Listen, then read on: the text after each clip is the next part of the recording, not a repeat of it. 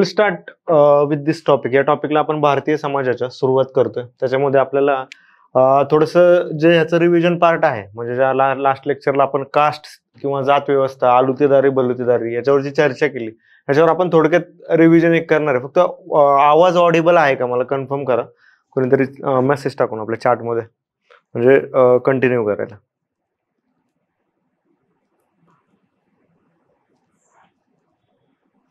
आवाज येतो का? एक कन्फर्म मेसेज करा. ओके ओके ठीक आहे. ओके, साधारणपणे आपण हे जे पाहतोय ह्याचं एक थोडंसं रिव्हिजन लेक्चर आहे. आपले जे 4-5 टॉपिक झाले त्याचं रिव्हिजन लेक्चर आपण घेतोय आणि नेक्स्ट लेक्चरला याच टॉपिकवर, या झालेल्या 4 टॉपिकवर आपण करंट अफेअर्सच्या माध्यमातून कोणते क्वेश्चन आहेत ते थोडक्यात चर्चा करणार आहे, की करंट अफेअर्सला कशा प्रकारे युपीएससीला क्वेश्चन येतात. नेक्स्ट लेक्चरला झालेल्या टॉपिकवर आपण युपीएससीचे प्रिव्हियस आलेले 2-3 जे काय 4 क्वेश्चन एक लेक्चरमध्ये जेवढे क्वेश्चन्स होतील ते क्वेश्चन्स डिस्कस करणार आहे. त्या क्वेश्चन्सच्या नुसार कोणते पॉईंट आपल्या उत्तरामध्ये आले पाहिजे याची आपण पुढच्या लेक्चरला चर्चा करणार आहे. हे लेक्चर आपलं साधारण रिव्हिजन लेक्चर असेल बघा. जे नसतील त्यांच्या, जे आतापर्यंत ज्यांनी पाहिलं नसेल त्यांना पण हे लेक्चरचा फायदा होईल, आणि ज्यांनी लेक्चर केलेलं आहे त्यांना या रिव्हिजन लेक्चरमुळे आपल्याला परफेक्टली त्याचे कन्सेप्ट समजून जातील. आय होप तुम्ही नोट्स काढताना, मी वारंवार रिपीट करतोय, ही गोष्ट लक्षात ठेवा, ज्यावेळेस आपण नोट्स काढतो तर नोट्स काढताना व्हिडिओ लेक्चर चालू असतानाच तुमचं स्क्राईब करा नोट्स पटपट. 2दा व्हिडिओ पाहणं ही गुड प्रॅक्टिस नाहीये. एकदाच व्हिडिओ पाहायचं, त्याच्या नोट्स काढायचे आणि बाजूला टाकून द्यायचा तो विषय. कारण आपल्याला जसं वेळ पुढे निघेल तसं तुम्हाला साधारणपणे ह्याची कमतरता जाणवते, वेळेची कमतरता जाणवते. त्याच्यामुळे नोट्स काढणे ही त्या लेक्चर सोबतची प्रक्रिया आहे, ती त्या वेळेस पूर्ण करा. आता याच्यावर येतोय बघा, भारतीय जो समाज आहे त्या भारतीय समाजाचं सर्वात महत्वाचं वैशिष्ट्य जे आहे ते जात, कास्ट नावाची गोष्ट आहे. जात व्यवस्था जी आहे ती जात व्यवस्था. आता मागच्या लेक्चरला मी तुम्हाला सांगितलं की जात व्यवस्थाला जजमानी सिस्टीम नावाची व्यवस्था म्हणून नाव दिलं होतं. तर ते कोण? वायझर म्हणून थिंकर होते बघा, वायझर. त्या वायझर हे जे थिंकर आहे त्यांनी जात व्यवस्थेला जजमानी पद्धती म्हणून साधारण नाव दिलं. जजमानी पद्धती ऍक्च्युली उत्तरेतली म्हणून समजली जाते. त्याच्यामध्ये मी तुम्हाला सांगितलंय की बाबा कास्ट जी फॅक्टर आहे आणि त्या जातीचे परंपरागत संबंध हे प्रत्येक प्रांतानुसार, भाषेनुसार, अगदी जिल्ह्यानुसार पण बदलत जातात. म्हणजे याच्यावर आपण चर्चा केली ती मागं, ते परत सांगतो मी की उत्तर भारत जो आहे त्या उत्तर भारतामध्ये जी मॅरेज सिस्टीम आहे, लग्नाची जी व्यवस्था आहे, त्या लग्नाच्या व्यवस्थेमध्ये साधारण जे लग्नाच्या व्यवस्थेमध्ये ज्यावेळेस लग्न होतात तर महाराष्ट्रामध्ये बघा, तुम्ही बऱ्याच ठिकाणी पाहिलं असेल, महाराष्ट्रात अशी पद्धत आहे की बहिणीच्या मुलीसोबत लग्न केलं जातं किंवा भावाच्या मुलासोबत लग्न केलं जातं, मामाची मुलगी जे आहे त्यांच्यासोबत लग्न केलं जातं, आणि ते सामाजिक मान्यता असणारं लग्न आहे. ही महाराष्ट्रातल्या बऱ्यापैकी जिल्ह्यांमध्ये असणारी पद्धत आहे, लग्नाची व्यवस्था आहे. तेच तुम्ही उत्तर भारतात गेले तर ते पूर्णपणे ही व्यवस्थेला मान्यता नाहीये, त्याच्यामध्ये 100% बहीण मानलं जातं. अशा प्रत्येक जातीच्या वेगवेगळ्या, साधारणपणे प्रत्येक जातीमध्ये वेगवेगळ्या परंपरा आहेत. म्हणजे गारो, खासी, जैंतिया या ज्या टेकड्या आपण पाहिल्यात त्या टेकड्यांमध्ये जर पाहिलं तर गारो खासीमध्ये मॅट्रायकल सोसायटी आहे, म्हणजे लग्न केल्यानंतर पुरुष नांदायला येतो, अशा प्रकारची संस्कृती आहे. तर हे साधारण उदाहरणं आहेत, या उदाहरणांच्या माध्यमातून आपण चर्चा करतोय. हे सर्वात महत्वाचे पॉईंट आहे बघा, कास्टच्या माध्यमातून आपण जे पाहणार आहे. एक मिनिट,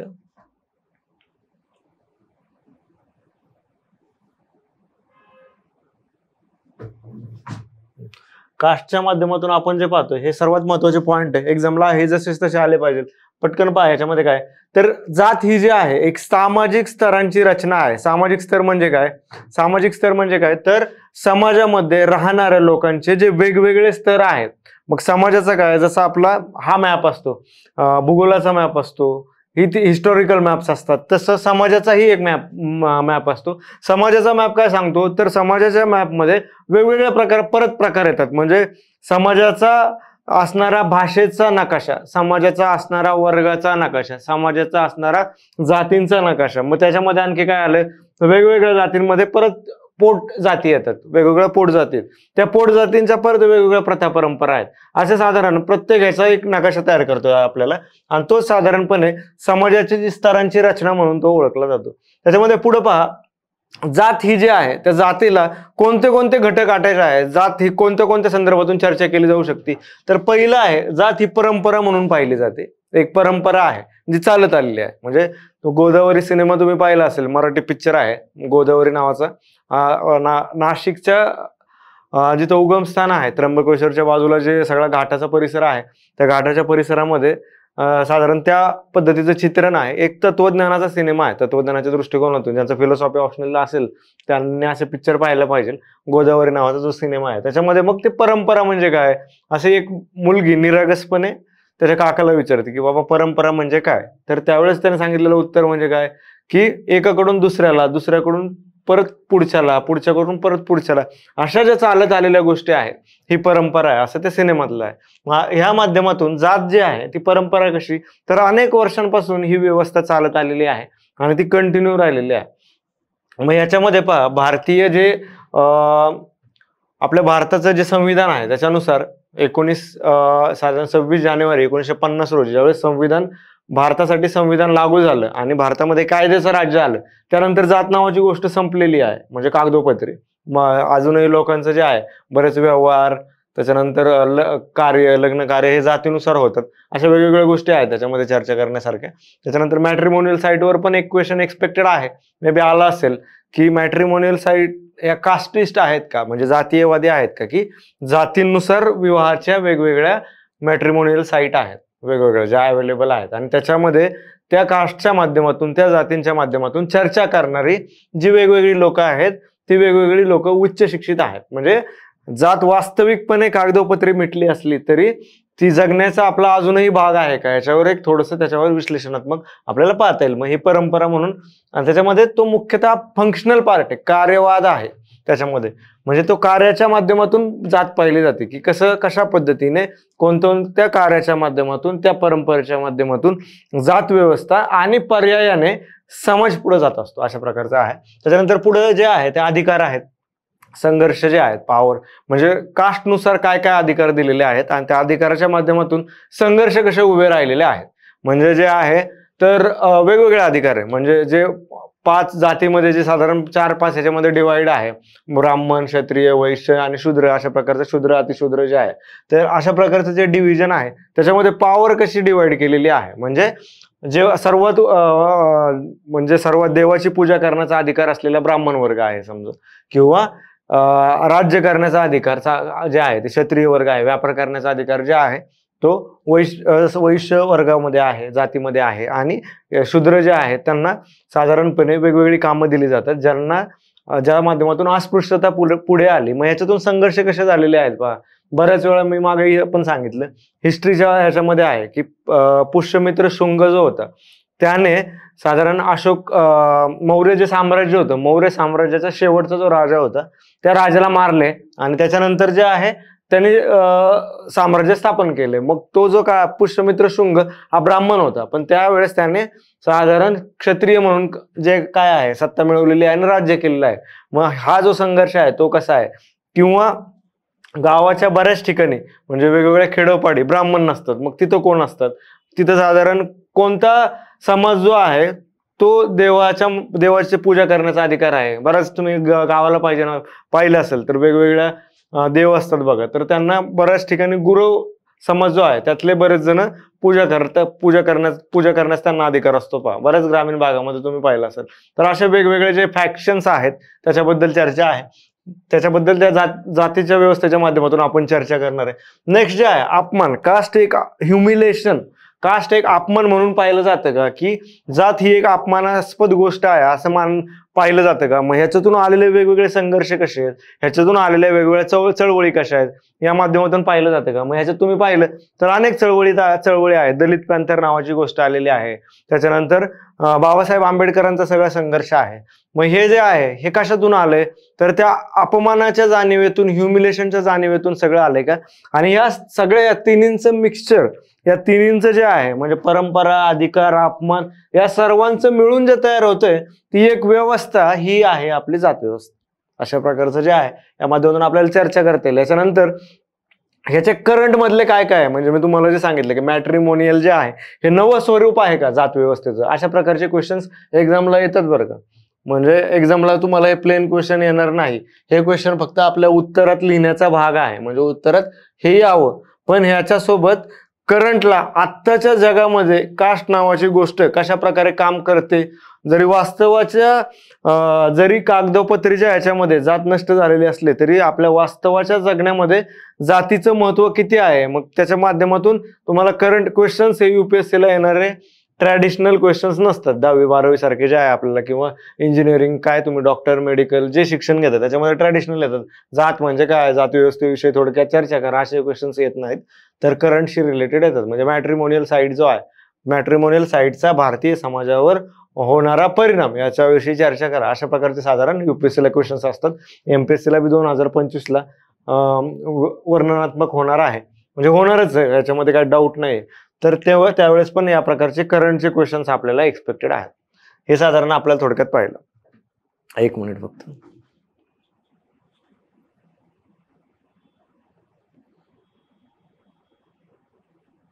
ओके, नेक्स्ट पहा याच्यामध्ये काय. तर ऑक्सफोर्ड डिक्शनरी जे आहे, तर ऑक्सफोर्ड डिक्शनरीने जात जे आहे कास्ट याची एक व्याख्या केलेली आहे. एक्झामला लिहिण्यासाठी अतिशय महत्वाचं आहे. म्हणजे एक्झामला लिहिताना असंच लिहायचं की ऑक्सफोर्ड डिक्शनरीनुसार जात म्हणजे गुंतागुंतीची ताठर सामाजिक संरचना असते. अशा प्रकारचं जसं तसं वाक्य लिहायचं, कारण की हे जे आहे ऑथेंटिक मानलं जातं उत्तर लिहिताना. ठीक आहे. म्हणजे ऑक्सफोर्ड डिक्शनरीनुसार काय डिफाईन केलंय, गुंतागुंतीची आहे व्यवस्था, अतिशय म्हणजे आपण वरती पाहिलंच की वेगवेगळ्या परंपरा पाहिलं, संघर्ष पाहिला, त्याच्यानंतर अपमान, या सगळ्यांचं मिक्सचर होऊन एक व्यवस्था तयार झालेली आहे. मग अशी गुंतागुंतीची व्यवस्था आहे. ताठर व्यवस्था आहे. ताठर सामाजिक संरचना काय आहे, ही व्यवस्था ताठर काय आहे, तर या व्यवस्थेत बदलच होत नाही. म्हणजे अनेक वर्षानुवर्ष साधारणपणे हीच व्यवस्था चालू आहे. म्हणजे जरी समाज बदललाय बघा, म्हणजे तंत्रज्ञान बदललंय, टेक्नॉलॉजी बदलली आहे, अनेक म्हणजे 2000 वर्षापासून ही व्यवस्था चालू आहे. म्हणजे याच्यामध्ये अनेक बदल झालेत. वैदिक काळ जो 600 त्याच्या आधी पण, म्हणजे इसवी सन पूर्व 600चा जो आहे, मग याच्यात किती बदललंय ना. म्हणजे ज्या काळात माणूस शेती करायचा, शेतीनंतर वेगवेगळे तंत्रज्ञान आलं, वेगवेगळी युग आहेत बघा. इतिहासाचा अभ्यास केला तर तुम्हाला लक्षात येईल की टेक्नॉलॉजीनुसार, तंत्रज्ञानानुसार साधारण हे बदलत गेलेलं आहे. म्हणजे समाज हा तंत्रज्ञानानुसार बदलत गेलेला आहे. मग कसा बदललाय, तर तुम्ही कोणत्याही राज्य पहा, इतिहासातले राज्य पाहताना फक्त लढाया पाहायच्या नाहीत. म्हणजे बऱ्याच वेळा आपल्याला इतिहास हा आपण राजकीय इतिहासच वाचत असतो. म्हणजे ह्यांनी त्याच्याबरोबर युद्ध केलं, त्यांनी त्याच्याबरोबर युद्ध केलं, तो जिंकला, हा हारला, अशा प्रकारचं आपण साधारण पाहत असतो. तशा प्रकारचं साधारण इतिहास पाहण्याच्या अनेक वेगवेगळे अँगल्स आहेत. त्या वेगवेगळ्या ह्याने इतिहास पाहिला जातो. त्यातलं एक काही काय आहे, तर तुम्ही इतिहास पाहताना तंत्रज्ञानाच्या बदलातून राज्यकर्ते कसे बदलले, तर ती व्यवस्था कशा बदलल्यात बघा. म्हणजे पहिल्यांदा जे होते महाजनपदांच्या आधी छोटे छोटे गणराज्य होते बघा. इतिहासात आहे तुम्हाला, वेगवेगळी गणराज्य होती. गणराज्यातून मग 16 महाजनपद आलेत. 16 महाजनपदांची नावं तुम्हाला माहिती असेल. महाराष्ट्राच्या बाजूला अशमक होतं, त्याच्यानंतर वरती जे आहे मौर्य साम्राज्याच्या आधीचे जे 16 महाजनपद आहेत, मग एक लिच्छवी जिथं गौतम बुद्धांचं होतं, त्याच्यानंतर खालचे जयपूरच्या साईडला आहे जे मत्स्य नावाचं होतं, किंवा वरती जे आहे या सगळे जे आहेत ती 16 महाजनपद आपण पाहिली. त्याच्यानंतर काय झालंय बघा, तंत्रज्ञान बदलत गेले, लोखंडाचा व्यापक प्रमाणात वापर व्हायला लागलाय, आणि मग त्याच्यामुळं जंगल तोडून लोकांना राहण्याच्या समाज व्यवस्था बदलायला लागलेल्या आहेत. शेती वाढायला लागली आहे, गंगेच्या खोऱ्याच्या कडेने राज्य वाढायला लागलेली आहेत. आणि बिहार राज्य जे आहे, पटना जे आता जे आहे, बिहारची राजधानी जी आहे पटना, तर पटनेतून गंगा नदी राहते, म्हणजे राजधानीतूनच. तर त्या गंगा नदीच्या बाजूला त्यावेळेस गिरिराज का काहीतरी त्या हिस्टॉरिकल नेम आहे बघा. मग त्याच्यामध्ये साधारणपणे थोडासा नैसर्गिक भाग घेऊन या सुपीक प्रदेशामध्ये मोठ्या प्रमाणामध्ये साम्राज्याची स्थापना आहे. आणि त्यात ते जे आहे धनानंद मारला, आणि त्याच्यानंतर मौर्यांनी जे मोठं केलं ते सगळं टेक्नॉलॉजीच्या बदलातून आलेलं पण आहे, तंत्रज्ञानाच्या बदलातून. त्याच्यानंतर गुप्त साम्राज्य असेल, किंवा जे बदल झालेत, इव्हन जे पानिपतच्या आधी मुघल ज्यावेळेस आले, मुघलांच्या मध्ये जे युद्ध झालं, आणि हुमायूनचा जो पहिला बाबर ज्यावेळेस आला, तर बाबर ज्यावेळेस आला त्यावेळेस त्यांनी ह्याने फायर केलं, काय म्हणतात त्याला, जे आर्टिलरीज वापरल्या होत्या 12व्या 13व्या 14व्या शतकात, ती टेक्नॉलॉजी इकडे नव्हती त्यावेळेस. त्याच्यामुळे त्या टेक्नॉलॉजीच्या बदलामुळे त्यावेळेस भारतावर मुघलांचं राज्य तिथून पुढे तयार झालेलं आहे. हे अशा प्रकारचं वेगवेगळं आहे. म्हणजे तंत्रज्ञानातून बदल होत गेलेले. मग आता पण तंत्रज्ञान बदललंय, आर्टिफिशियल इंटेलिजन्स आलंय. म्हणजे जे तुम्ही 1990च्या आधीचा जो काळ होता त्या काळातली जे लोकांचं जगणं आहे ते जगणं हे साधारण होतं. म्हणजे नॉर्मल जे आहे ऑस्टेरिटी लाईफ होती, साधं जगणं आहे. म्हणजे जास्त काय बाहेरच्या काही अपेक्षा नाही आहेत. जे आहे त्यात राहायचं, शांत राहायचं, 2 वेळेस खायचं, सुखी समाधान साधारणपणे आहे. अशा प्रकारे 1990 नंतरचे जे बदल आहेत, आर्थिक बदल केलेले आहेत, प्रचंड प्रमाणामध्ये MNC तंत्रज्ञान हे ते सगळे यायला लागले, बदलायला लागले. लोकांच्या सीमा, लोकांचा विस्तार वाढलाय. लोक एका जागेहून दुसऱ्या जागेकडे मुवमेंट करायला लागलेत पटपट पटपट पटपट. त्याच्यानंतर जे बदल आहे 2002 नंतर जे आहे, पहिल्यांदा GPRS आलं, मग जे बदल होत गेले मोबाईलच्या तंत्रज्ञानामध्ये, डेटा इज ऑइल अशा प्रकारचं आलं. मग हे जे आहे, एक मिनिट, कट नाही ना झालं. ओके ओके, नाही कट, ठीक. मग हे वेगवेगळे बदल झालेत. मोबाईल तंत्रज्ञान, डेटा इज ऑइल समजायला लागलं. मग पहिल्यांदा GPRS नंतर 2G आलं, मग 3G 4G 5G, आता 6G पर्यंत चाललंय. हे जे बदल आहेत या बदलातून समाज पण बदलतोय, समाजावर प्रचंड परिणाम होत होते. इव्हन आत्ताचं जे आहे, आत्ताच्या काळामध्ये जे रील्स वगैरेचे जे आहे, म्हणजे रील्स सगळीकडे रील्स चालू आहे. मग त्याच्यामधून कॉमेडी असेल, जे काय असेल, जे रील्सचा जमाना आहे टेक्नॉलॉजीचा.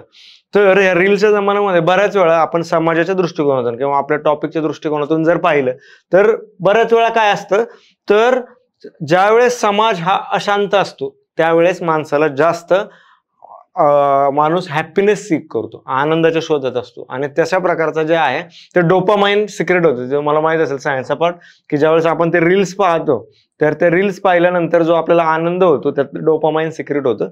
आणि मग ते एकामागे एक जे सवय लागलेली बोर्डाने, त्याच्यातून एक्झॉस्ट होऊन जातो माणूस आणि मेंदूवर प्रचंड ताण होऊन शेवटी थकून झोपतो. It's not natural sleep. तशा प्रकारचं जे आहे, अशा प्रकारचे वेगवेगळे बदल व्हायला लागलेत. आणि या सगळ्या बदलांमध्ये जात नावाची व्यवस्था कुठे आहे, तर अजूनही जगण्याचा वास्तवाचा भाग आहे. म्हणजे 2000 वर्षापासूनचा जो आपण थोडक्यात कालावधी पाहिला, म्हणून ती एक ताठर समाज व्यवस्था आहे. म्हणजे कितीही तंत्रज्ञान बदलले तरी जात व्यवस्था मात्र अजून बदललेली नाही. तिने स्वतःला नव्या फॉर्म मध्ये अपडेट केलेला आहे. म्हणजे नव्या प्रकारात जात यायला लागलेली. म्हणजे बऱ्याच वेळा तुम्ही ह्याला व्हिजिट करा, म्हणजे इंस्टाग्रामचे पेजेस असतील तर स्पेसिफिक नावाच्या समोर जातीचे काहीतरी सिम्बॉल हे ठेवलेले असतात बघा. शक्यतो तरुण जे असतात, तरुणी जे आहेत, जातीचे काहीतरी छोटे छोटे सिम्बॉल्स असतात त्यांच्या. मग ते कशातून येते, म्हणजे जात अजून पण टेक्नॉलॉजी बदलली, तंत्रज्ञानावर जातीने स्वरूप पण बदलले नवीन प्रकारे. किंवा याच्या आधी मी तुम्हाला जे सांगितलं की जे मॅट्रिमोनियल साईट आहेत, म्हणजे लग्न जमवायचे, तर आधीचे जे आहे पाहुणे रावळे हे ते अमुक तमुक. पण आताची जी व्यवस्था आहे त्याच्यामध्ये अपेक्षा वाढल्यात, की समजा मुलगा डॉक्टर आहे तर मुलगी पण डॉक्टर आहे, पण काय कास्ट सेम पाहिजे. मग जवळच्या पाहुण्यांमध्ये तशी मुलगी मिळत नसली तर मॅट्रिमोनियल साईटमध्ये त्या जातीच्या पाहुण्या रावळ्यांच्या व्यतिरिक्त जिकडे ज्या बाजूला जे तो समाज ती जात आहे त्यातून कोण सेम कास्टचं भेटतंय का, अशा प्रकारची मॅट्रिमोनियलने एक व्यवस्था केलेली. म्हणजे जातीचं स्वरूप पुन्हा एकदा तेच राहिलं, म्हणजे ताठरच राहिले, जातीने अडॅप्ट केलं टेक्नॉलॉजीला. अशा प्रकारचं जे आहे, तर त्याच्यामुळे एक ताठर सामाजिक संरचना आहे. तुमच्या लक्षात आलं असेल ताठर सामाजिक संरचना आपण का म्हटलेलं आहे. अँड्रे बेटेले महत्वाचे विचारवंत आहे, एक्झामला नाव जसं तसं आलं पाहिजे. मागच्या वेळेस पण मी लेक्चरला सांगितले, रिव्हिजन लेक्चर आहे याच्यात पण ते सेम सांगतो की जात म्हणजे काय, एक विशिष्ट लोकांचा समूह आहे. जातीमध्ये सगळे येत नाही, जात हा एक विशिष्ट लोकांचा समूह आहे. एक मिनिट,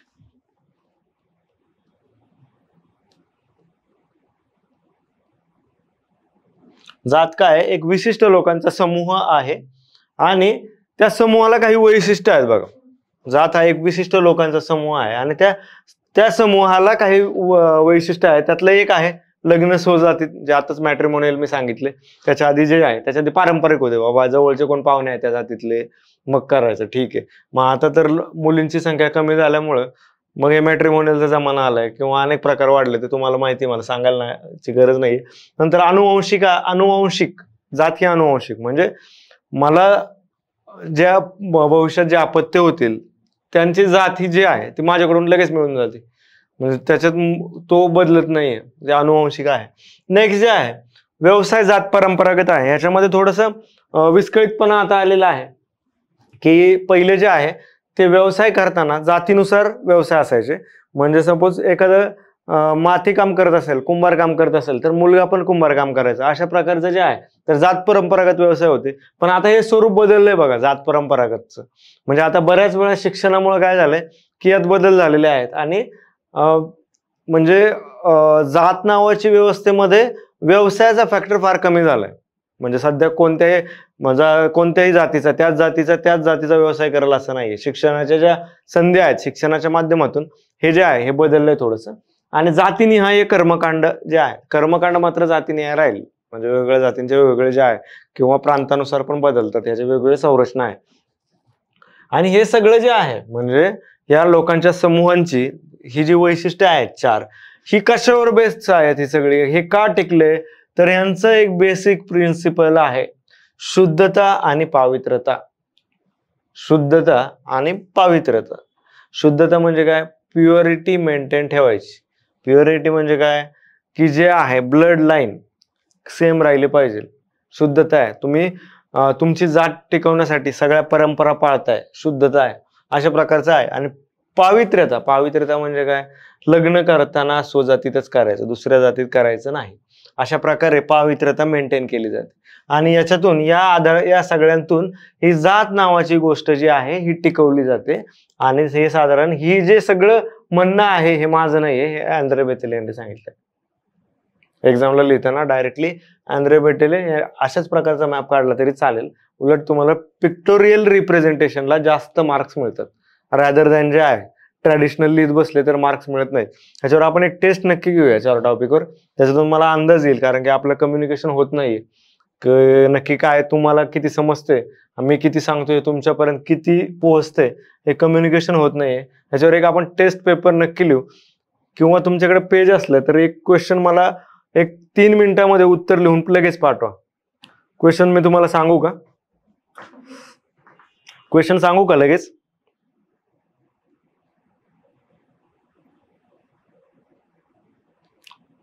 क्वेश्चन मी तुम्हाला टाईप करतोय बघा. मला 3 मिनिटांमध्ये चॅट बॉक्समध्ये टाईप करून टाकलं तरी चालेल. मिनिमम एक साधारण 30 शब्दांपर्यंत मला टाका. मिनिमम 30 शब्दांपर्यंत लगेच जे आहे मागच्या याच्यावर मी टाकतो. इंग्लिशमध्ये क्वेश्चन टाकतोय, मराठीत उत्तर लिहिलं तरी चालेल, इंग्लिशमध्ये पण लिहिलं तरी चालेल.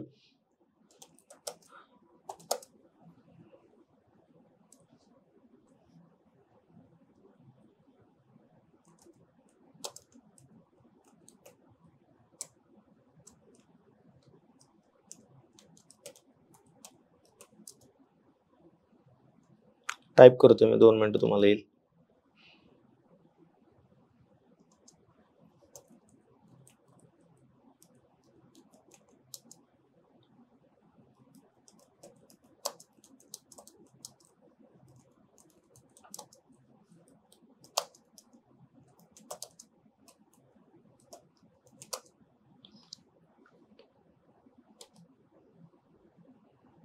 क्वेश्चन टाकलाय. एक 3 मिनिटांमध्ये जेवढं सुचतंय, 5:32 आहे, 5:35 पर्यंत जेवढं सुचतंय तेवढं पटकन टाईप करून टाका. प्रत्येकाने टाका, म्हणजे आपलं कम्युनिकेशन तरी होईल. मी जे सांगतोय तर तुम्हाला किती पोहोचतंय हे कळेल. 3 मिनिटात जेवढं जमतंय तेवढं टाईप करून टाका.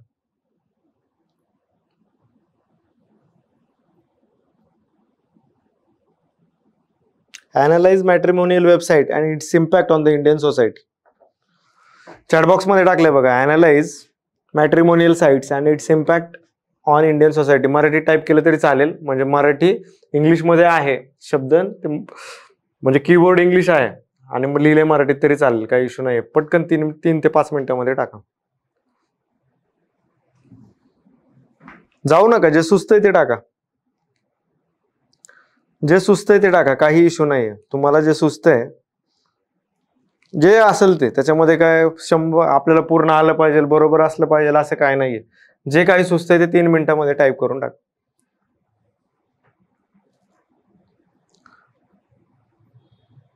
लग्न संस्था ज्या आहेत, आधुनिक लग्न संस्था ची वेबसाईट आणि त्याचा भारतीय समाजावर होणारा परिणाम याच्यावर थोडक्यात जे आहे तुम्हाला जितकं सुचतं तेवढं 3 मिनिटात लिहून टाका.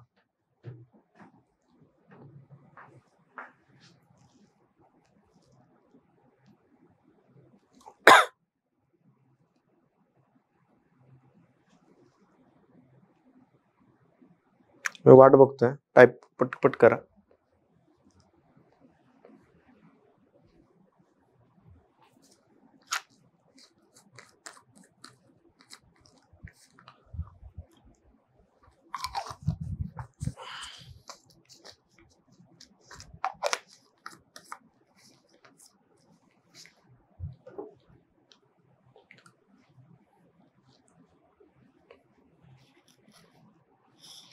टाकलंय का कोणी?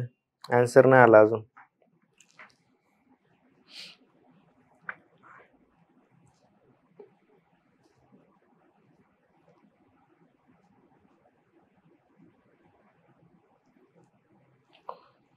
ओके, तेजसचा आहे बघा. आणखी येऊ द्या सगळ्यांचे, मी वाचून त्याच्यावर आपण थोडक्यात चर्चा करू.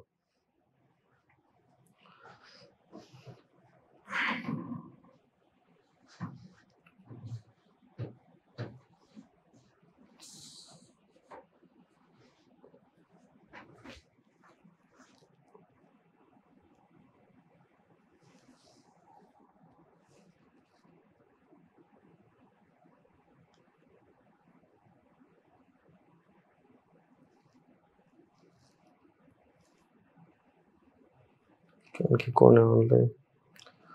ओके, रेवती आणि नेहा. तुमचं टाईप करताय ना? टाईप करून टाका.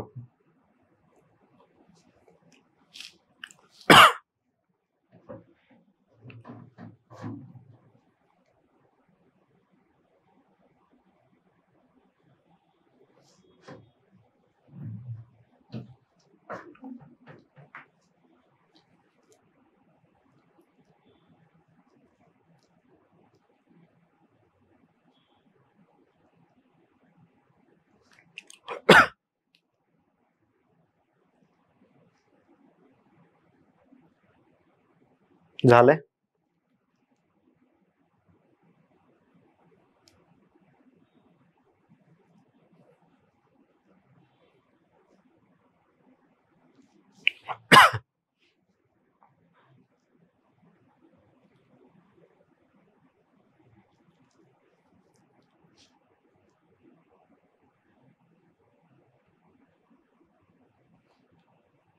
एक मिनिट, शेवटचं 1 मिनिट टाकून द्या.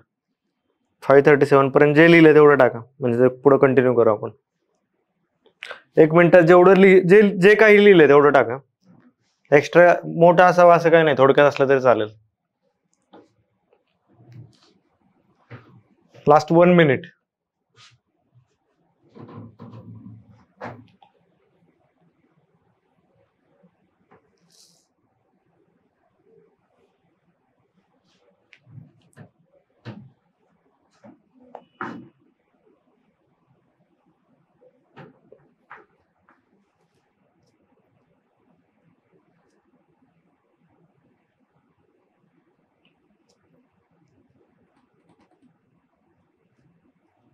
झालं, लास्ट 1 मिनिट. डन. जेवढं झालंय तेवढं टाका. ओके, ठीक आहे. नेहा आणि रेवती तुमचं जे आहे टाका. Matrimonial websites provide a platform for the individuals. Okay. Search for potential partner without having physical meet. Okay. रेवतीचा आहे, nowadays matrimonial sites are available on the basis of caste. These sites have provided facilities to search the life partner of own caste belonging to various places. This will increase the impact of caste system on the society because it restricts the option of intercaste marriages. It helps to follow old marriage system. Yes. Okay, Neha चालेल नाहीये. टाक तोपर्यंत जे झालं असेल तेवढं टाकून दे पुढं. ठीक आहे. ह्याच्यामध्ये जे आहे आणखी जे आहेत ज्यांनी आहे त्यांनी पर्सनल मला पाठवलं तरी चालेल. नंतर बाकीचे जे आहेत ज्यांनी टाकलेलं नाही ह्याच्यामध्ये जे आहे आता दोन पाहतो, बाकीच्यांनी मग पर्सनल करा किंवा त्या चॅट बॉक्सला टाका, मी नंतर परत चेक करतो. हे जे आहे म्हणजे कास्ट जी आहे ती व्यवस्था कशी चालते याच्यावर आहे. मग ह्याच्यात अनेक फॅक्टर आहे. म्हणजे पहिल्यांदा तेजसनी जे सांगितले की डेटिंग साईट नाही, मॅट्रिमोनियल बद्दल आपण चर्चा करतो. डेटिंग साईट वेगळं झालं, टिंडर वगैरे सारख्या. डेटिंग नाही, मॅट्रिमोनियल साईटवर चर्चा करतोय. त्याच्यामध्ये डेटिंग साईट्सला आणखी काय ऑप्शन्स, चांगले परिणाम काय आहेत बघा. तर LGBT नावाची जी कम्युनिटी आहे, LGBT नावाची जी कम्युनिटी आहे, त्या कम्युनिटीमध्ये साधारणपणे जे बँड मॅरेजेस होते की ज्यांच्यावर समाजाच्या दृष्टीने नैतिक बंधनं होती, तशा प्रकारच्या जे आहे त्या डेटिंग ॲप्समुळे त्यांना लाईफ पार्टनर शोधणं जास्त इझी झालंय. हा गुड ऑप्शन त्या पद्धतीने आहे, म्हणजे it's not bad impact. Dating sites म्हणतो मी. Matrimonial sites are different thing. अशा प्रकारचं आहे, त्याच्यामध्ये खोलत जाता येईल आपल्याला. किंवा LGBTQ क्वेश्चन पण आलेला आहे, UPSCला क्वेश्चन आलेला आहे, त्याच्यावरती आपण त्या क्वेश्चनची पण चर्चा करू नेक्स्ट याच्यामध्ये. म्हणजे ओव्हरऑल तुमच्या लक्षात येते की आपण फ्लोमध्ये आहे, जे चाललंय काय चाललंय त्याच्यामध्ये आहे. आपण या चॅटबॉक्समध्ये कंटिन्यू इंटरॅक्ट करू, म्हणजे मला कळेल तुमचं काय चाललंय. नाहीतर ते मोनोटोनस मी शिकवतोय तुम्ही ऐकता, अशा प्रकारचं होऊन जाईल. तसं नको व्हायला. तर ते त्याच्यावर आपण 10-10, 15-15 मिनिटांनी काही ना काही टॉपिक घेऊन त्याच्यावर चर्चा करू. पुढे पहा, हे जे आहे 4-5 जे आहे जातींचं जे स्वरूप सांगितलं मी वारंवार, काही गरज नाही. ब्राह्मण, क्षत्रिय, वैश्य, शूद्र आणि अस्पृश्य जे आहे. वर्णव्यवस्था मूल्याधारित होती, हे पण मागच्या वेळेस याला सांगितलेलं आहे, मूल्य आधारित व्यवस्था कशी होती. आणि जात व्यवस्थेचे जे आहे, जात व्यवस्थेमध्ये पण प्रमोशन्स आहे, प्रमोशन्स होतात जात व्यवस्थेमध्ये. ते कसं, उच्च जातीच्या प्रथा पाळून. म्हणजे बऱ्याच ठिकाणी डॉमिनेटेड कास्ट नावाचा एक कन्सेप्ट आहे. डॉमिनेटेड कास्ट म्हणजे जी कास्ट त्या ठिकाणी लोकसंख्या जास्त असल्यामुळे त्या भागामध्ये ती कास्ट काइंड ऑफ डॉमिनेट करते, डॉमिनेटेड असते. डॉमिनेट शब्दातच आहे. मग ती कास्ट स्वतः ही उच्च जात आहे अशा प्रकारचं जे आहे ते लोकांमध्ये किंवा त्यांच्या स्वतःसाठी बिंबवण्यासाठी ते जे आहे ते काय करतात, ज्या सो कॉल्ड आहे, हे सगळं सो कॉल्ड मध्ये बोलतो आपण, डबल कोट्स, सो कॉल्ड मध्ये करतात. तर ते काय करतात, त्या जातीच्या जे आहे त्या उच्च जातीच्या प्रथा पाळायला लागतात. आणि हे जे आहे या पद्धतीला संस्कृतीकरण असे म्हणतात. संस्कृतायझेशन नाव ऐकलं असेल. संस्कृतायझेशन म्हणजे काय, तर तुम्ही काय करताय की ह्या स्वतःला प्रमोट करताय कास्ट सिस्टीम मध्ये, ऍब्सोल्युटली. आणि त्याच्यानंतर you behave like a upper caste, so called upper caste, अशा प्रकारचं जे आहे तर ते त्याला संस्कृतिकीकरण किंवा संस्कृतायझेशन आहे असं म्हटलं जातं. हे पॉप्युलर आहे भारतीय समाजामध्ये चर्चा करतात. नेक्स्ट पहा,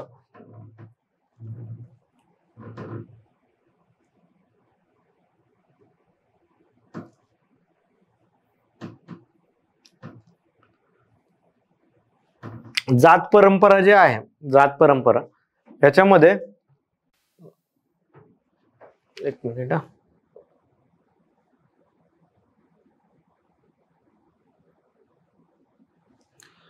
जात परंपरा जे आहे याच्यामध्ये काय, तर पाश्चिमात्यचे जे जगाचा दृष्टिकोन काय, पाश्चिमात्य म्हणजे काय, तर जे वेस्टर्न कंट्रीज आहे, आपण पूर्वेकडचे आहेत, पश्चिमेकडचे जे देश आहेत, पश्चिमेकडचे देश कोणते आले, युरोप आलं, अमेरिका आलं, हे जे आहे या देशांचा जात व्यवस्थेकडे पाहण्याचा दृष्टिकोन काय ह्याच्याबद्दल आपल्याला थोडक्यात पाहायचं. काय आहे नक्की, हे जे पाश्चिमात्य जग आहे हे जातीकडे कोणत्या दृष्टिकोनातून पाहतं, जात म्हणजे त्यांच्या दृष्टिकोनातून काय आहे, तर याच्यामध्ये 3 प्रकार येतात बघा. म्हणजे पाश्चिमात्य जे लोक आहे ते ओरिएंटल म्हणजे इथंच राहणारे यांच्या माध्यमातून जातीकडे कसे पाहतात, इथं राहणारे जे लोक आहे यांच्या माध्यमातून त्यांना प्राच्यवादी किंवा ओरिएंटलिस्ट म्हणतात. म्हणजे जे ओरिजिनल इथलेच आहेत ते माध्यमातून कसे पाहतात, ओरिएंटलिस्ट, पूर्वेकडे राहणारे म्हणजे आपण पूर्वेकडे राहणाऱ्यांना ओरिएंटलिस्ट, इंग्लिशमध्ये ओरिएंटलिस्ट आणि ते अँग्लिसिस्ट, अशा प्रकारचं जे आहे ओरिएंटलिस्ट आणि अँग्लिसिस्ट, त्या माध्यमातून कसे पाहतात. त्याच्यानंतर मिशनरीजच्या माध्यमातून कसं पाहिलं जातं, म्हणजे मिशनरीज जात व्यवस्थेकडे कसं पाहतात. आणि वसाहतवादी प्रशासक जे आहेत यांनी जात व्यवस्थेकडे कोणत्या माध्यमातून पाहिले. वसाहतवादी म्हणजे ज्यांनी वसाहती तयार केल्या. वसाहत म्हणजे काय, कॉलनीज. वसाहत म्हणजे कॉलनीज कोणी तयार केल्या, तर युरोपातली जी लोक होती ती व्यापाराच्या निमित्ताने अनेक आफ्रिका खंडात आली, आशिया खंडात आली, जिथे त्यांनी वेगवेगळ्या स्वतःच्या कॉलनी तयार केल्या, तिथे राहायला लागली. आणि इथल्या लोकांचं जे आहे ती संपत्ती युरोपात नेली, अमेरिकेला नेली आणि त्या माध्यमातून तिकडे भरभराट आली. आणि इकडचे लोक तिकडे डेमोक्रेसी असून त्यांनी इकडे वसाहतवादी, त्यांना जे मनाला वाटतील त्या प्रकारच्या पद्धतीने गव्हर्नमेंट चालवले आणि लोकांचं शोषण केलं. तो प्रकार जो आहे तो वसाहतवादी. आणि त्या वसाहतवादी जे आहे तिथे येणारे जे प्रशासक होते, म्हणजे तिथे येणारे जे काय त्या काळातले कलेक्टर्स, त्या काळातले तहसीलदार त्या काळात पण होते ना, मग त्यांनी जे राज्य त्यांच्या दृष्टिकोनातून जात काय, अशा 3 माध्यमातून पाश्चिमात्य जग हे भारतीय जात व्यवस्थेकडे पाहतं. त्यातलं जे आहे पहिलं जे आहे प्राच्यवादी जे आहे ते काय करतात तर पूर्वेकडं, मग ते काय, यांचं काय म्हणणं आहे प्राच्यवादींचं की भारतीय लिखाण, भारतात जे जे लिहिलं गेले ते वाचायचं आणि त्या माध्यमातून जात समजून घ्यायची. म्हणजे हिस्टॉरिकल, पूर्वीच्या काळी भारतात जे जे लिहिलं गेले ते वाचायचं आणि त्याच्यातून जात समजून घ्यायची, असा बऱ्याच जणांनी प्रयत्न केलेला आहे. म्हणजे हिस्टॉरिकल जुनं काढायचं. मग ह्याच्यातून बघा याचे इम्पॅक्ट. तुम्ही समाजशास्त्र फार इंटरेस्टिंग टॉपिक आहे. भारतीय समाज हा समाजशास्त्राचाच भाग आहे. समाजशास्त्र ऑप्शनल पण आहे. म्हणजे जसं UPSC ला ऑप्शनल आहे ना, तुम्हाला एक इतिहास घ्या किंवा काही जण इतिहास घेतात, भूगोल घेतात, कोणी पॉलिटिकल सायन्स घेतात, तसं सोशोलॉजी पण समाजशास्त्र पण एक ऑप्शनल आहे, इंटरेस्टिंग आहे. मग या प्राच्यवादीतून काय झालं होतं बघा. प्राच्यवादी ओरिएंटलिस्ट जे लोक आहेत यांच्या माध्यमातून काय झालं तर त्यावेळेस मोस्टली संस्कृत वाचणाऱ्यांचा इंग्रजांचा जास्त संपर्क येत होता. संस्कृत वाचणाऱ्यांचा इंग्रजांशी जास्त संपर्क येत होता. मग त्याच्यातून गाव नावाचं, म्हणजे इंग्लिशमध्ये गाव खेडं नसतं, गाव असतं. गाव नाकातून उच्चार येतो बघा, की इंग्लिशमध्ये लिहिताना तुमच्या समजा एखादं गाव आहे, समजा पिंपळगाव आहे, तर इंग्लिशमध्ये लिहिताना त्याचं पिंपळगाव GAON लिहिलेलं जातं. मग हा जो उच्चार आहे हा संस्कृत मधून आलेला आहे. त्याच्यामुळे तो इंग्रजीत अडॅप्ट होताना गाव न येता गाव झाला, म्हणजे नाकातून आला तो जे संस्कृतचा इम्पॅक्ट आहे इंग्रजीच्या लिखाणावर. त्या काळातला असलेला इंग्रजांचा संपर्क जे आहे, हे छोट्या छोट्या गोष्टी तुम्हाला समाजशास्त्राच्या माध्यमातून व्यवस्थित ऑब्झर्व करता येतं बघा. म्हणजे छोटी गोष्ट आहे की बऱ्याच ठिकाणी तुमच्या समजा तुमच्या इथून समृद्धी हायवे गेलाय किंवा इतर कोणता हायवे गेलेला आहे, त्याच्यात तिथे हिरवे बोर्ड लावलेले असतात बघा मोठे. ते हिरव्या बोर्डच्या खाली रेषा मारलेल्या असतात वेगवेगळे. त्याच्यात काय दिलेलं असतं, गाव लिहिलेलं असतं, गाव इंग्लिशमध्ये लिहिताना. नॉर्मल जे आहे ते मराठीत किंवा बऱ्याच वेळा हिंदी पण असतात ते जे आहे. मग हा जो इम्पॅक्ट आहे, हा इम्पॅक्ट कशाचा आहे तर संस्कृतचा इंग्रजांबरोबर आलेला जे आहे संपर्क आहे, याच्या माध्यमातून तसं झालेलं आहे ते. मग अशा प्रकारचं जे आहे, म्हणजे असं वाचून जो प्रभाव पडलेला आहे त्याच्यातून जात व्यवस्थेकडे पाहिले. मिशनरीज ज्या आहेत, म्हणजे त्या काळामध्ये वेगवेगळ्या मिशनरीज ज्या भारतामध्ये येत होत्या. मिशनरीजचा बराच त्यावेळेस इव्हेंजलिस्टिक नावाचा एक साधारण विचारधारा प्रवाह युरोपमध्ये होता, ज्यांचं असं म्हणणं होतं की हे जे पूर्वेकडचे देश आहेत हे अतिशय गरीब आहेत आणि इथली लोक फार क्रूर आहेत, बार्बर आहेत. तर आपल्याला यांना ट्रेनिंग द्यायचं, यांना शिक्षण द्यायचं आणि या माध्यमातून त्यांचा विकास करायचा आणि ही जबाबदारी आपली आहे, असं त्यावेळेस मिशनरीजला वाटायचं. आणि त्या प्रकारचे उद्देश घेऊन ते साधारण भारतात येऊन शिकवायचे, वेगवेगळे जे आहे शिक्षण द्यायचं. मग याच्यातून काय झालं पहा, ज्यावेळेस अशा प्रकारचं शिक्षण ते द्यायला लागले तर याच्यातून बऱ्याच गोष्टी यायला लागल्या. मग त्याला काउंटर व्हायला लागले. म्हणजे भारतातून त्याला साधारणपणे रिप्लाय यायला लागले, त्याच्या विरुद्ध बोलायला लागले. आणि हे जे आहे मिशनरी जे आहे, म्हणजे याला व्हाईट मॅन बर्डन्स नावाची गोष्ट ऐकली असेल की व्हाईट मॅन्स, तिकडे जे व्हाईट मॅन्स आहे त्यांच्यावर बर्डन होता, त्यांनी स्वतःच घेतलेलं, त्यांना कोणी दिलेलं नव्हतं, की आम्हाला पूर्वेकडच्या लोकांना, हे बार्बरिक लोकांना नॉर्मल करायचं. ऍक्च्युअली ह्याच्यामध्ये फार कॉन्ट्रास्टिंग आहे. म्हणजे बार्बॅरिझम समजून घेणं हे सोपं नाहीये. ब्रिटिश इटसेल्फ, इंग्रज हे इटसेल्फ भारतावर एवढा त्यांनी अन्याय केलाय. They are itself barbaric peoples at that time. Jallianwala Bagh हत्याकांड जो झाला तो कशाचा नमुना आहे. तर ते जे आहे, पण ते त्यावेळेस जे आहे त्यांचं स्वतःचं ओपिनियन जे होतं ते मी सांगितलं, तशा प्रकारचं त्यांचं ओपिनियन होतं. मग त्याच्यातून अनेक आहे, म्हणजे तुम्ही जर पाहिलं तर तत्वज्ञानाची जे 2 ब्रँचेस आहेत, तर युरोपच्या बाजूला म्हणजे वेस्टर्न पाश्चिमात्य जगामध्ये जे आहे तुम्हाला तुमच्या मुक्तीचा मार्ग हा बाहेरून मिळतो, म्हणजे त्याच्यासाठी तुम्हाला आउटवर्ड केलं जातं. ह्याचाच एक भाग आहे. म्हणजे प्रोटेस्टंट इथिक्स नावाचं एक लिहिलेलं आहे मॅक्स वेबरने. तर त्याच्यातून त्यांनी साधारणपणे तिथला भांडवलदार वर्ग श्रीमंत कसा झाला त्याच्यावरती एक साधारण चर्चा आहे. मग तशा प्रकारचं म्हणजे आउटवर्ड तुम्ही गॉड गिफ्टेड आहात आणि देवाने तुम्हाला काहीतरी स्पेशल करण्यासाठी पाठवलेलं आहे या जगात. ह्याचे सिम्बॉल्स काय आहे तर तुम्ही एक एक यश मिळवत जाताय, तुम्हाला काहीतरी यश मिळते आणि तुम्ही वरवर चाललेत म्हणजे काहीतरी अचिव्हमेंट करताय. मग हे जे आहे आउटवर्ड झालं. तेच पूर्वेकडे म्हणजे भारतीय याच्यामध्ये तुम्हाला तुमचं मोक्ष मिळवण्याचं जे साधन आहे ते आतमध्ये आहे. म्हणजे तुम्ही स्वतः आतमध्ये जाऊन म्हणजे बुद्ध जे सांगतात की मेडिटेशन आहे किंवा बाकीचे जे सगळे उपनिषद जे सांगतात म्हणजे याच्यातून जे तत्वज्ञान भारतीय तत्वज्ञान जे आहे ते आतमध्ये आहे. किंवा सुफी पण आहे म्हणजे सुफीमध्ये रुमी जे म्हणतो जो अंदर गया वो तेर गया. रुमीचं तुम्ही वाचलं असेल, फेमस कोट आहे काय, जो अंदर गया वो तेर गया. म्हणजे ज्याने स्वतःच्या आत जाऊन ज्याने पाहिलं तो साधारणपणे त्याला मोक्षप्राप्ती झालेली आहे, त्याची नैया पारलगी आहे. अशा प्रकारचं जे आहे तर ते साधारणपणे आहे. मग मिशनरीज जे आहेत यांना भारतीय तत्वज्ञानाविषयी फार काय माहित नव्हतं. जे खूप मॅच्युअर तत्वज्ञान आहे, ज्याच्यामध्ये अध्यात्माच्या बाबतीत फार मोठी प्रगती केलेली आहे, त्याच्यामुळं पण त्यांचा जात व्यवस्थेकडे बघण्याचा काहीतरी दृष्टिकोन होता, त्याचा आपण अँगल समजून घेतला. नेक्स्ट जे आहे ते वसाहतवादी प्रशासक जे होते, मग ते इथं राज्य करणारी लोक जी होती, मग ह्यांनी काय केलं, पहिल्यांदा इथला समाज समजून घेण्यासाठी वेगवेगळे समाजशास्त्रज्ञ, त्यावेळेस अँथ्रोपॉलॉजिस्ट, मानववंशशास्त्रज्ञ ते सगळे आणले होते. आणि त्यांच्या मते जात म्हणजे एक सामाजिक संबंधाची व्यवस्था आहे. काय, जात म्हणजे सामाजिक संबंध प्रस्थापित करण्याची एक व्यवस्था आहे. कारण की माणूस असं फिरू शकत नाही ना मोकळा, मी इकडे फिरतो तर काहीतरी आपल्याला कॉन्टॅक्ट येणार आहे, कॉन्टॅक्ट आल्यानंतर काहीतरी घडणार आहे, त्याच्या माध्यमातून जर हे घडते तर हे संबंध प्रस्थापित करायला काहीतरी रचना पाहिजे, काहीतरी व्यवस्था पाहिजे, तर ती व्यवस्था ही जात या माध्यमातून येते.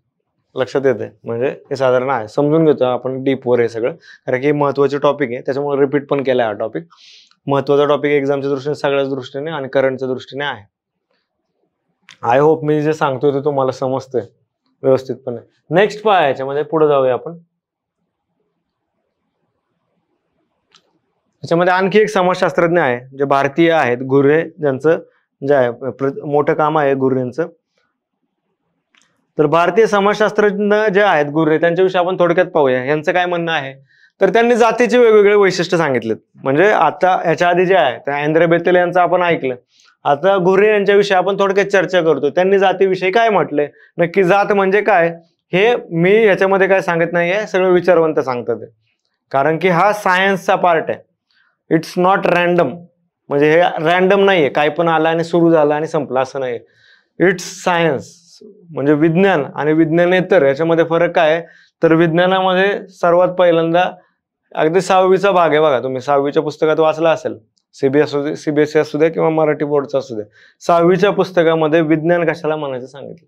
विज्ञान कशाला म्हणायचं, पहिल्यांदा जे आहे तुम्ही ऑब्झर्व करताय, निरीक्षण करताय काहीतरी, ते निरीक्षण नोंदवताय, त्या निरीक्षणच्या माध्यमातून तुम्ही काहीतरी अझम्पशन करताय, त्या अझम्पशनवर थिअरी मांडलेली काहीतरी, ती थिअरी ही वेगवेगळ्या प्रयोगांच्या आधारे सिद्ध केलेली आहे. त्या सिद्ध केलेल्या निष्कर्षातून जे तयार झालेलं आहे ते विज्ञान आहे. विज्ञान, तर्कवाद आणि अविज्ञानी किंवा अंधश्रद्धा यात हाच फरक आहे. अंधश्रद्धेला तर्क लागत नाही, अंधश्रद्धेला निरीक्षण लागत नाही, अंधश्रद्धा पडताळण्याची गरज नसते. अंधश्रद्धा डायरेक्टली मी जे म्हणाल ते घडणार. म्हणजे मांजर आडवी गेली, आज माझं वाईट होणार, मांजर आडवी गेली रोडने, आता माझं काहीतरी वाईट घडणार. याला अंधश्रद्धा का म्हणतो, कारण की याच्यामध्ये कोणाचंही निरीक्षण नाहीये, याचे कुठेही थेअरी नाहीये, हे कुठेही ऑब्झर्व करून ह्याची पडताळणी झालेली नाही की हे सत्यच आहे. आणि त्याच्यामुळे हे जे काय अशा प्रकारचे प्रयोग होतात त्याला अंधश्रद्धा म्हटली जाते. त्याच्यामुळे विज्ञानवादी लोकांनी कायम तार्किक विचार केलेला पाहिजे. तर मग कुणी पण येऊन तुमचा सायकोलॉजिकल एक्सपेरिमेंट करतं, फसवतं आपल्याला. म्हणजे आणि ही भीती फार आहे.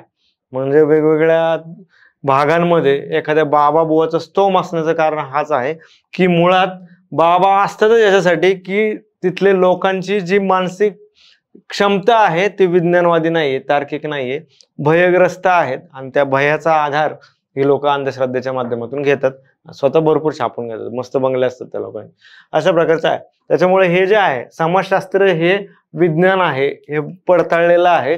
ते पडताळणारे काही लोक आहेत जे शास्त्रज्ञ आहेत या विषयातले त्यापैकी घुर्रे एक आहे.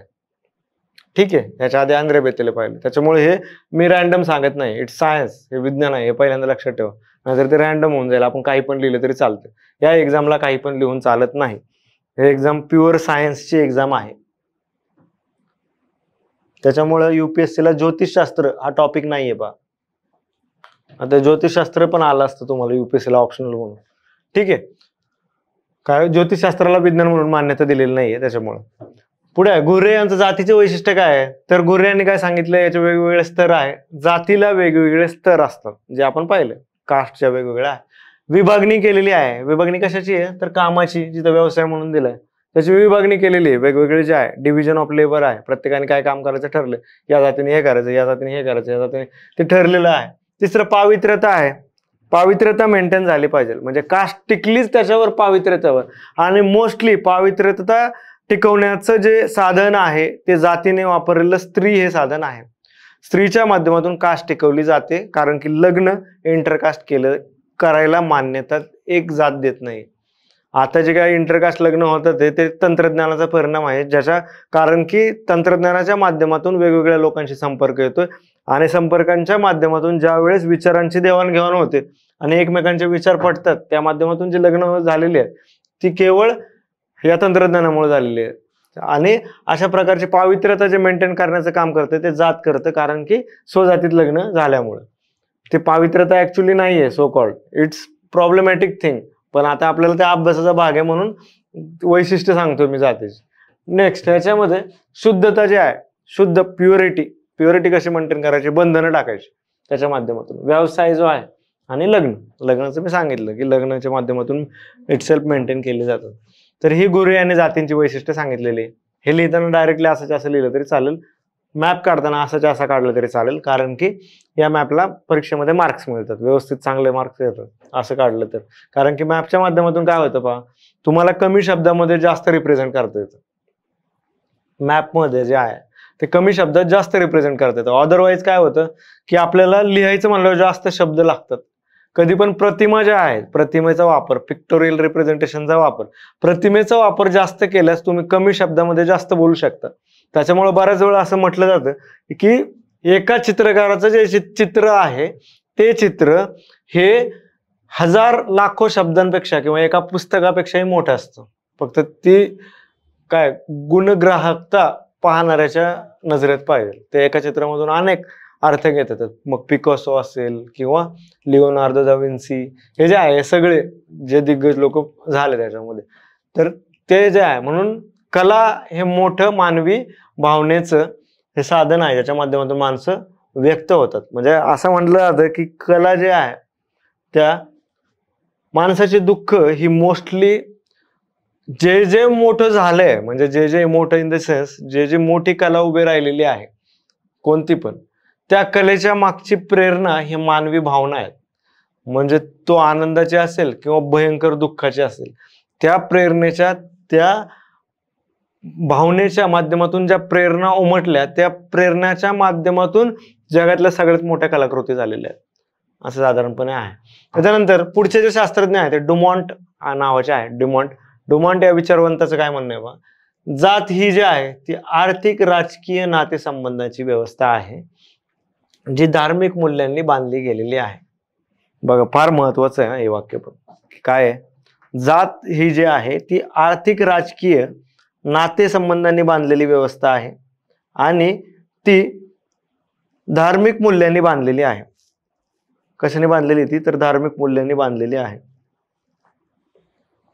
मग कशी आहे आर्थिक राजकीय नातेसंबंधाची ही व्यवस्था कशी आहे, तर बऱ्याच वेळा आर्थिक संबंध हे जपले जातात. म्हणजे बरीच लग्न इट्स काइंड ऑफ बिझनेस पण असतात, तर त्या माध्यमातून आहे. किंवा आर्थिक संपन्नता राखण्यासाठी जे आहे त्या माध्यमातून जात व्यवस्था ही मदत करते. किंवा आपल्या याचाच टॉपिक आहे कशाचा, समाजशास्त्राचाच भाग आहे, ज्याच्यावर समाजशास्त्राचा अभ्यास झालेला आहे की जैन मारवारी सिस्टीम नावाची गोष्ट आहे, की या माध्यमातून या व्यापारी वर्गाने कशा प्रकारे जे इकॉनॉमिक प्रॉस्पेरिटी आहे, म्हणजे आर्थिक संपन्नता जी आहे ती या जैन मारवारी सिस्टीमच्या माध्यमातून अनेक सरकार आले, अनेक राजे आले, अनेक लोक होऊन गेले, बरंच काय घडून गेलं 2-1 हजार वर्षामध्ये. पण ही जैन मारवाडी व्यवस्था जी आहे ती आर्थिक संपन्नतेच्या बाबतीत थ्रू आउटली त्यांनी सक्सेसफुली आतापर्यंत संपन्न राहिलेले आहेत हे लोक. मग ते कसे राहिले, असे कोणते प्रिन्सिपल्स आहेत त्या गोष्टीमधले ते त्या व्यवस्थेमध्ये आहे. आपण कधी चर्चा करू जर आपल्याला वेळ मिळाला तर. अशा प्रकारचे आर्थिक संबंध, राजकीय आहे, हे नातेसंबंधाची व्यवस्था आहे. म्हणजे आर्थिक राजकीय नातेसंबंधाची व्यवस्था आहे. आणि मुख्यत्व हे कशामुळे बांधली गेली आहे तर धार्मिक मूल्यांनी बांधली गेलेली आहे. धार्मिक मूल्यांनी ही व्यवस्था बांधली गेलेली आहे. म्हणजे धर्माने याला चौकट दिलेली आहे आणि त्या चौकटीच्या ते बांधले गेलेलं आहे. मग याच्यामध्ये काय आहे, वेगवेगळे काय विलगीकरण आहे, कामाचं सेपरेटीकरण आहे, प्रत्येक जातीचं जे आहे, कामाची विभागणी आहे, स्तर आहे, अशा प्रकारचं जे आहे हे साधारण आहे. त्याच्यानंतर विल्यम वायझर नावाचे जे शास्त्रज्ञ आहेत, विल्यम वायझर यांनी या जात व्यवस्थेला, मी सुरुवातीला सांगितलं होतं तुम्हाला, जजमानी व्यवस्था म्हणून नाव दिलं. एक्झाम आले जजमानी व्यवस्था किंवा विल्यम वायझर हे जजमानी व्यवस्थेची जी संकल्पना किंवा जे नाव दिलेलं आहे विल्यम वायझर यांनी दिलेलं आहे जात व्यवस्थेला, जजमानी व्यवस्था हे नाव विल्यम वायझर यांनी दिलेलं, विसरू नका, फार महत्वाचं आहे.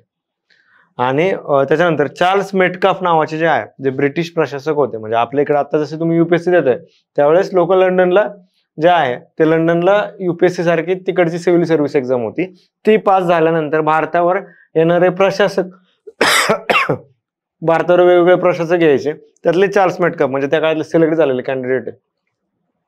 त्या चार्ल्स मेटकाफ हे जे आहे भारतीय वृत्तपत्राचे जनक, जे एमपीएससीला वगैरे फेमस आहे किंवा युपीएससीला पण प्रिलिम्सला ऑब्जेक्टिव्हला, भारतीय वृत्तपत्रांचे साधारणपणे जनक म्हणण्यापेक्षा ते काय म्हणतात त्यांनी फ्री केलेलं आहे, बंधनं मोकळी केलेली आहे, फ्रीडम दिलेलं आहे वृत्तपत्रांवर, ते चार्ल्स मेटकाफ होते बघा. म्हणजे सतीबंदीच्या कायद्यानंतर जे आलेले आहेत त्या काळात, लॉर्ड बेंटिंग नंतर खेडे त्यांनी काय सांगितलंय, खेडे जे आहे ते खेडे एक प्रजासत्ताक आहे असं यांचं परसेप्शन होतं. म्हणजे मी ते जे सांगितलं की प्रशासकांचं आहे, त्यांना काय वाटलं खेडे एक रिपब्लिक आहे, प्रजासत्ताक आहे. प्रजासत्ताक कोणत्या सेन्समध्ये त्यांचं म्हणणं आहे की ते स्वयंपूर्ण आहे. म्हणजे तिथं सगळं जे आहे सगळी कामं जातींमध्ये दिलेली आहेत, त्याच्यानंतर प्रत्येक जण आपापलं काम पूर्ण करतोय आणि त्या माध्यमातून काय होतंय तर ती कास्ट बांधली गेलेली आहे आणि सगळ्या गरजा भागल्यामुळे प्रजासत्ताक झालं. म्हणजे एखाद्या राज्य कसं चालतं त्याप्रमाणे खेड चालतं असं चार्ल्स मेटकाफ यांना वाटलं. पण त्यामध्ये बऱ्याच वेळा त्या दुःखाच्या वेदना, ज्यांना अस्पृश्य मानलं जायचं, त्या दुःखाच्या वेदनेचा समावेश चार्ल्स मेटकाफच्या प्रजासत्ताक खेड्यात येत नाही, हे याचं लिमिटेशन आहे. म्हणजे कोणत्याही खेड्यामध्ये अस्पृश्य समजल्या जाणाऱ्या माणसाला जर ऑप्शन दिलं त्यातून बाहेर पडायचं तर तो स्वतःहून कोणीही घेणार नाही की मला या प्रजासत्ताकमध्ये राहायचंय म्हणून, खेडे नावाच्या प्रजासत्ताकमध्ये, कारण की ती लादलेली कंपल्सरी व्यवस्था आहे. नेक्स्ट पाय याच्यामध्ये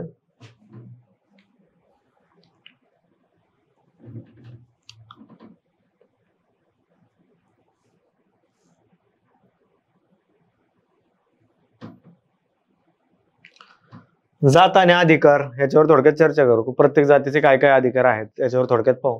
काय डुमॉन्ट म्हणतात ब्राह्मण वर्चस्व धार्मिक तत्वांमधून आणि राजा सर्वात जास्त अधिकार असणारा, हे पाहिलं आपण, पण डुमॉन्ट यांचं नाव महत्वाचं आहे. त्यांना काय म्हणायचंय, ब्राह्मण वर्चस्व हे धार्मिक तत्वातून येतं, म्हणजे जे काय मंदिराचं देवाचं जे आहे प्रेस्ट हायेस्ट लेवलचा. त्याच्यानंतर मग याच्यामध्ये नेपाळचं दिलंय, ते प्रशासनात आलेलं, याची काही गरज नाहीये.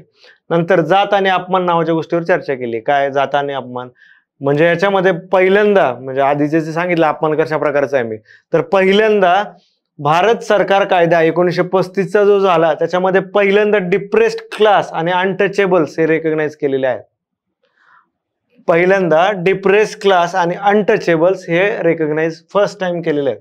कशातून? भारत सरकार कायदा 1935चा जो झाला त्याच्यामध्ये फर्स्ट टाइम हे रेकग्नाइज झालेला आहे.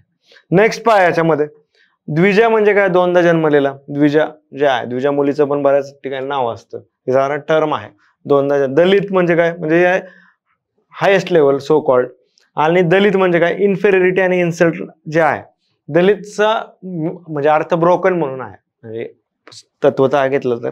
आणि हे जे आहे हे त्याचं इन्फरन्स आहे. काय दलित इन द सेन्स काय, इन्फेरियरिटी आहे आणि इन्सल्ट याचा सिम्बॉल हे दलित आहे, ज्यांच्यावर प्रचंडपणे अपमान झालेला आहे, कमीपणा देण्यात आलेला आहे, आणि त्याच्यामुळे जे ब्रोकन झालेले लोक आहेत त्या कम्युनिटीला दलित कम्युनिटी आहे. म्हणून तर आरक्षण आहे, पॉझिटिव्ह रिझर्वेशन जे दिलेलं आहे, ज्याच्यातून या इन्फेरिटी, इन्सल्ट, जे ब्रोकन कम्युनिटी आहे यांना आरक्षणाच्या माध्यमातून हात देऊन सर्वांच्या समानाने, म्हणजे ह्युमन सोसायटी, भारतीय समाज ही काय लागलेली रेस नाहीये, म्हणजे रेस लागलेली आहे आणि आपण त्या रेसमध्ये पळतोय मला पहिले यायचं असं नाही. समाज ही सर्वांना मानवतेच्या भावनेतून एकत्रपणे घेऊन चालणारी गोष्ट आहे. म्हणजे सर्वांनी एकत्र यायचं आणि चालायचं. No one is so great and no one is so less असं नाही. म्हणजे एखादा खूप मोठा आणि एखादा खूपच लहान आहे असं नाही. We are all equal, we are humans. आणि त्याच्यासाठी आरक्षण ही एक मेथड आहे ज्या माध्यमातून समाजाच्या मुख्य प्रवाहामध्ये या सगळ्या ज्या आहे समुदायांना आणणे हा त्यामागचा उद्देश आहे. नेक्स्ट पहा, तेच आरक्षणाचं खालीच दिलं, तेच सांगितलं मी आता.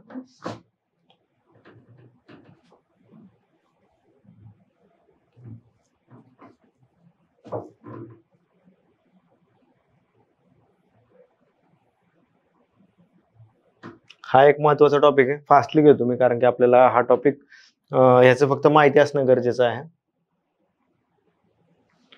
पहा, हा जो आपला आपण जात व्यवस्था पाहिली तर त्या जात व्यवस्थेचा आलुते आणि बलुते, आलुतेदार आणि बलुतेदार हे भाग होते.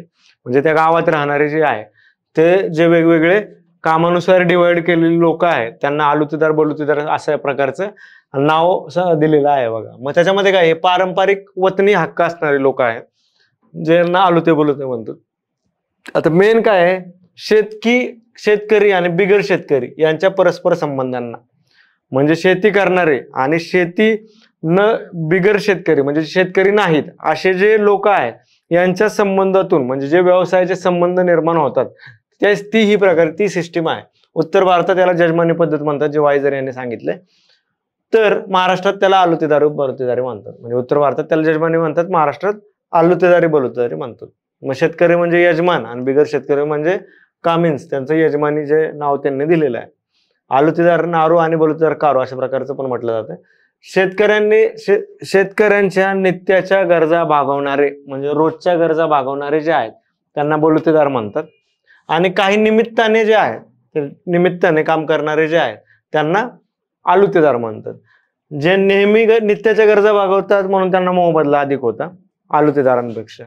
मग साधारणपणे पाटील आणि कुलकर्णी या दोन साधारणपणे सो कॉल्ड जाती सोडल्या तर 12 बलुतेदार प्रत्येक त्या काळी गावामध्ये असायचे. मग त्यांचे कोणते कोणते होते 12 बलुतेदार?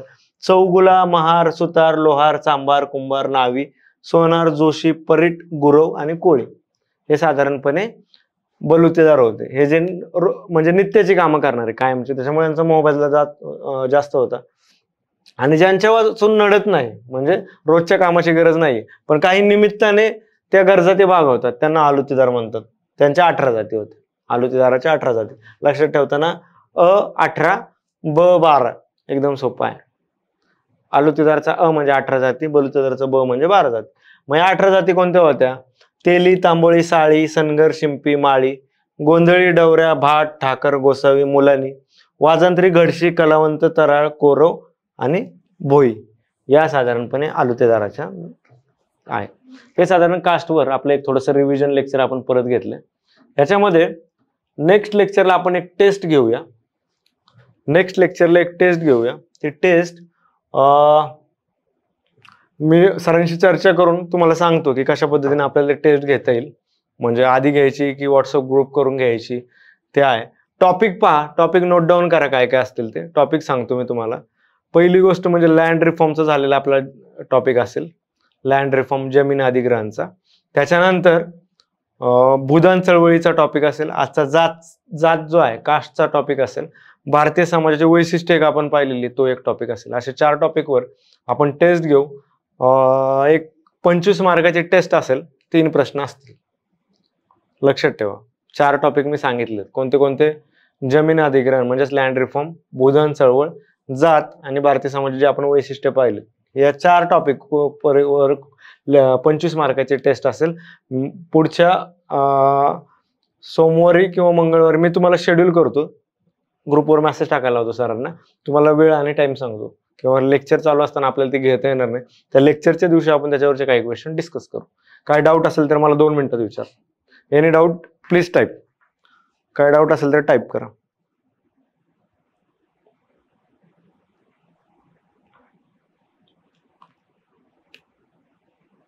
काय डाऊट आहे का टाईप करा. 1-2 मिनिटं मी वेट करतो. 6-8 झालेत, 6-10 पर्यंत वेट करतो बा. काहीही शंका असू द्या, म्हणजे ते टाईप करताना काय लाजू नका. तुमचा मेसेज कोणाला दिसत नाही, फक्त मलाच दिसतो. ब्रॉडकास्ट टू ऑल नाही होत. का दिसतोय तुम्हाला? सगळ्यांची दिसत असली तर मला सांगा, मी तशी सेटिंग बदलून ठेवायला सांगतो. 2 मिनिटात काही डाऊट असू द्या. डाऊटने काय होतं, आपली क्लिअरिटी तिथे साठून राहत नाहीये. नो सर, नोट्स पाठवणं. हा नोट्स पाठवतो मी. एक अकॅडमीशी कॉन्टॅक्ट करा, नाहीतर माझ्या नंबरवर कॉन्टॅक्ट करा, मी तुम्हाला नोट्स पाठवतो पर्सनल. माझा नंबर लिहून घ्या, ज्यांना पाहिजे असेल त्यांच्या व्हॉट्सअपला पाठवतो. कोणता फरक सांगायचा? जात आणि वर्ण. ओके. 93, 22, 28 याच्यावर पाठवा. ज्यांना नोट्स पाहिजे असेल ते मी त्याची PDF तुम्हाला पाठवतो.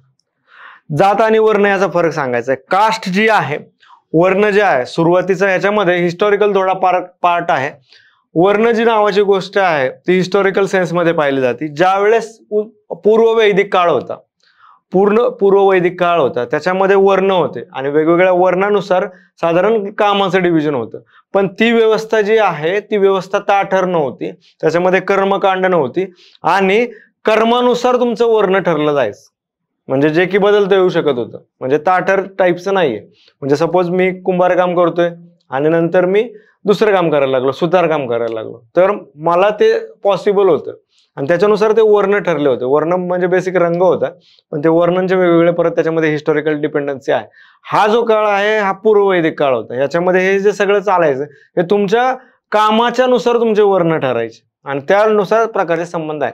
त्याच्यानंतर ज्या वेळेस या पहिल्या 300 वर्षामध्ये, म्हणजे आपण वैदिक काळाचं म्हणतो, वैदिक काळाच्या पहिल्या 300 वर्षामध्ये ही व्यवस्था मजबूत होत गेली. याच्यावर काही विशिष्ट वर्गाचा कंट्रोल आला.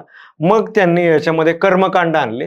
कर्मकांड आणल्यानंतर परत ह्या सगळ्या गोष्टी आल्या ज्या आपण मागच्या याच्यामध्ये पाहिल्या. काय की जातीला यांनी धार्मिक मूल्यांमध्ये बांधलं. धार्मिक मूल्यांमध्ये बांधल्यानंतर काय झालं, मग त्याच्यावर बंधनं कशातून आणली? लग्नाची, स्वजातीत. त्याच्यानंतर व्यवसायाची बंधनं आणली, की त्याच्यानंतर जे वर्णामध्ये होतं की तुम्ही वेगळ्या ह्याच्यामध्ये तुम्ही परत दुसरं पण काम करू शकाल, ते जातीत जमायचं नाही. वंश परंपरागत व्यवसाय आणला. लग्न स्वतःच्या जातीतच झाले पाहिजे. स्वतःच्या जातीच्या परंपरा ठरल्या आणि त्या परंपरा ज्यावेळेस ठरल्या त्या माध्यमातून जात ही व्यवस्था ताठर केली गेली आणि त्या जातीची ती व्यवस्था अजून पण चालू आहे. हा साधारण थोडक्यात फरक आहे. आणखी काय डाऊट आहे का? सोशिओलॉजीसाठी रिसोर्स कोणते यूज करावे? समाजशास्त्रासाठी बेस्ट जर मराठी माध्यमातून करणार असाल तर सुरुवातीला आपले 11वी 12वीचे जे समाजशास्त्राची पुस्तकं आहेत ती सुरुवातीला बेसिक वाचून घ्या. त्याच्यानंतर जे यशवंतराव चव्हाण मुक्त विद्यापीठाचे जे आहेत BA ची पुस्तकं ती वाचून घ्या आणि बाकी आपल्या नोट्स आहेत ते फक्त रेफरन्ससाठी वाचा. नोट्स मी जे सोशिओलॉजी ऑप्शनल ज्यांचा आहे तो मीच घेणार आहे आपल्या इथं सह्याद्री IAS ला. सोशिओलॉजी ऑप्शनलच्या मी तुम्हाला डिटेल नोट्स देणार आहे, त्याच्यामुळे ती काळजी करू नका. फक्त रेफरन्ससाठी YCMEचं मटेरियल, BA MAचं आणि 11वी 12वीचं पुस्तक एवढं तुम्हाला सफिशियंट आहे. बाकी नोट्स आणि थिंकर जे आहे मी ते स्वतः देईल, त्याचा काही इश्यू नाही, ते तुम्ही बिंदास करा. आणि इंग्लिशमध्ये करणार असाल तर सेम NCERTची 11वी 12वी आणि इग्नूचं जे आहे ते मटेरियल BAचं आणि MAचं थोडं थोडं पाहिजे आणि बाकी इंग्लिशच्या पण दोन्ही माध्यमाच्या नोट्स आपण देणार. ठीक आहे, नेक्स्ट पहा. मला लेक्चर अटेंड करणं हार्ड आहे, प्रॉब्लेम आहे सर, ऍक्सिडेंट झालाय. ओके, मी तुम्हाला रेकॉर्डेड लेक्चर देण्याची सोय करतो. कॉन्टॅक्ट करून ठेवा. रेकॉर्डेड लेक्चर असतील मी मॅडमला सांगतो, मेसेज करून ठेवा. मला नंबर दिलेला आहे, मी तुमचा रेफरन्स देतो. ठीक आहे, आणखी काय डाऊट आहे का कोणाचं? काही शंका असल्या तरी कळवा, थांबू नका, कारण की वेळ चाललाय. ऑलमोस्ट मे महिना आहे. जे ह्या वर्षीचा अटेम्प्ट देणार आहे त्यांच्यासाठी तर हे क्रुशियलच आहे.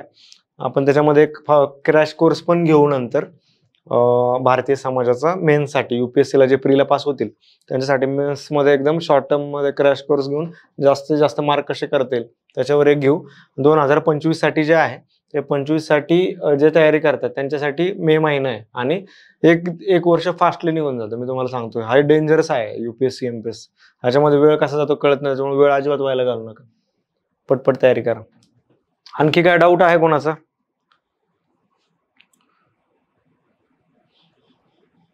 ठीक आहे, चालेल. या नोटवर आपण थांबूया आज आणि नेक्स्ट लेक्चरला आपण भेटूया पुढच्या टॉपिकसाठी. टेस्ट आहे, लक्षात ठेवा. टेस्टचं मी 25 मार्काचे शेड्यूल तुम्हाला पाठवतो. माझा नंबर शेअर केलेला आहे, परत एकदा शेअर करतो. ज्यांना नोट्स किंवा काय डाऊट असतील किंवा अभ्यासाचे पर्सनल प्रॉब्लेम असतील तर त्यांनी कॉन्टॅक्ट करा मला, आपण त्या संदर्भात चर्चा करते. नंबर पाठवलाय, काही डाऊट असलं तर कॉन्टॅक्ट करा. या नोटवर आपण थांबूया. Thank you all for the joining. Thanks a lot.